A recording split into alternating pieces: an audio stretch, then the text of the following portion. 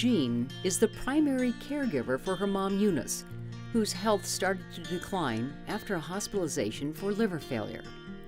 She was eventually diagnosed with Alzheimer's and is transitioning into hospice care. She was 77 at the time, and I could see things starting to decline.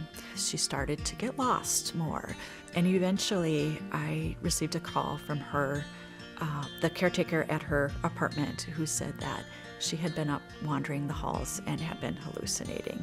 We got an appointment, and they ended up diagnosing Alzheimer's. It has really been one of those experiences where I struggled a lot with feelings of inadequacy and not knowing if I was doing the right thing for her. On the other hand, it's been an opportunity that it has brought she and I closer.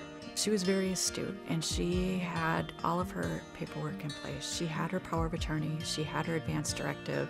I had those with me. I can remember sitting in the chapel of the hospital with my brother and sister, reviewing these documents, trying to understand what her wishes were.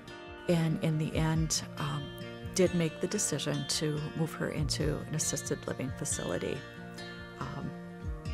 And that was hard. That was really hard. She continued to gradually decline. This outgoing person that she was became very inward and withdrawn. So how did you address your own health to keep you healthy as a caregiver? I think the most stressful time for me was when she was in assisted living, and she was 100% dependent on me to take her to appointments, to do her shopping with her, to make sure she had everything that she needed. I couldn't keep up with my job because I was taking time off to go take care of my mom.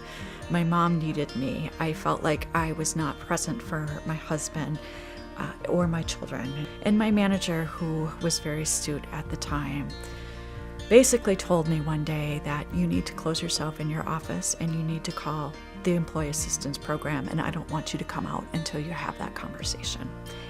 And that was kind of like, whoa, I thought I had it together. I think you try to say, I can handle it, I don't need other help. But I recognized that I couldn't. You know, my mom was always very deep in her faith, and she had little prayers up all over her house. And so my girls and I have taken them and put them in a little shadow box that we like to look at.